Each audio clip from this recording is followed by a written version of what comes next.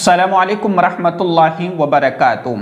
Qatada Malik इस ID से एक बहुत लंबा कमेंट आया हुआ है, लेकिन मैं उसको मुख्तसर करके आपको पढ़कर सुना दूं कि मेरे शौहर ने एक तलाक दी है और लोगों से कहता है कि मैं इसको नहीं रखना चाहता हूं। मैं अपनी बहन के साथ रहती हूं, लेकिन शौहर के पास वापस जाना चाहती हूं और कोई राब्ता भी नहीं है। बहुत परेशान और मजबूर है और हमारे अम्मी अब्बू भी नहीं है। इनका और भी बहुत लंबा कमेंट आया हुआ था।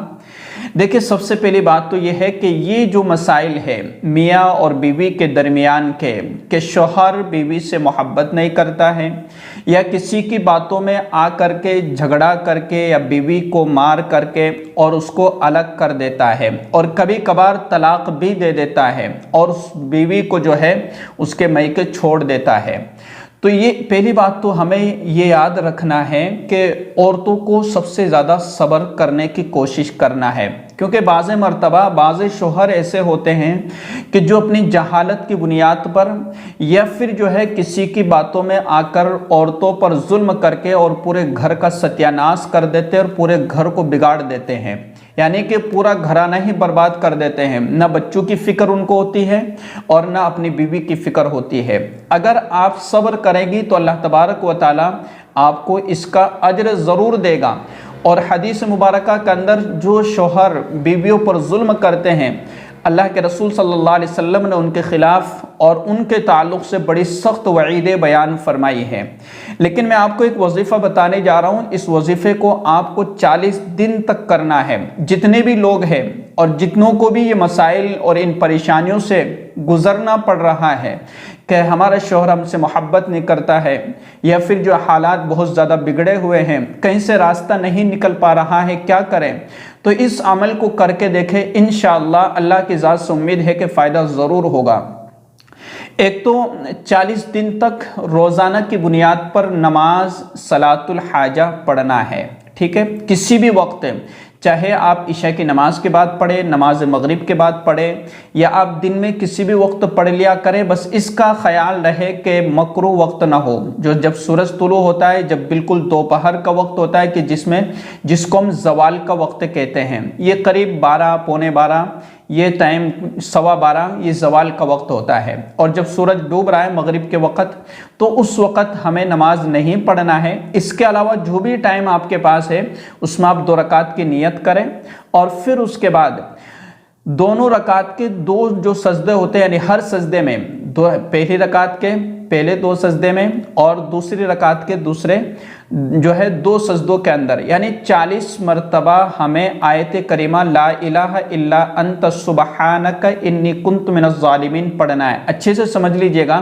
कि 2 रकात की हमने नियत बांधी सलातुल हाजा की, मैं 2 रकात नमाज सलातुल हाजा पढ़ रही हूँ और फिर पहली रकात में 2 सजदे होते हैं। पहले सजदे में 40 मरतबा हमें ला इलाहा इल्ला अंत सुबहानक इन्नी कुन्तु मिनज़ ज़ालिमीन और फिर इसी तरीके से दूसरे सजदे में भी हमें 40 मरतबा पढ़ना है। बहुत कम वक्त लगेगा इंशाअल्लाह। इस अमल को आपको 40 दिन तक मुसलसल करना है। दूसरी बात, हर नमाज के बाद या लतीफ़ू या वदूदू हर नमाज के बाद आप पढ़िए 11 मरतबा। अच्छे से समझ लीजिएगा कि हर नमाज के बाद 11 मरतबा या लतीफ़ू या वदूदू पढ़िएगा।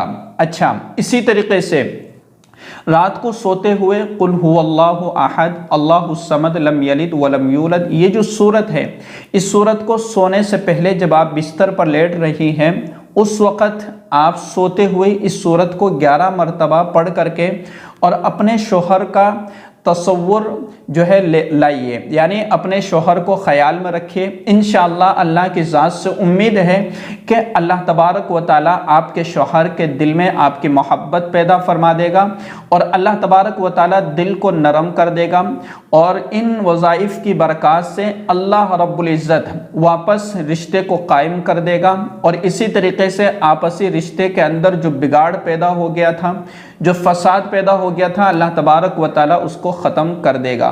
तो 40 दिन तक आपको नमाज सलातुल हाजा पढ़ना है।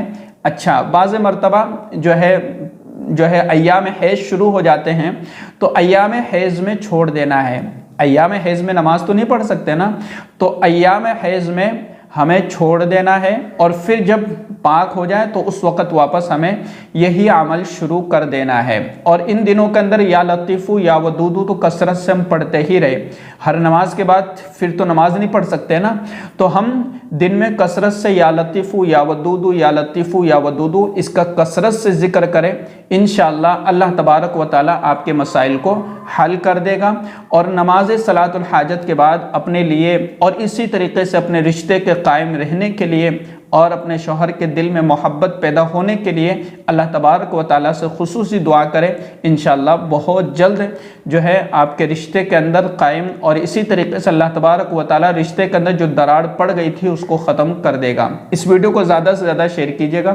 السلام علیکم ورحمۃ اللہ وبرکاتہ۔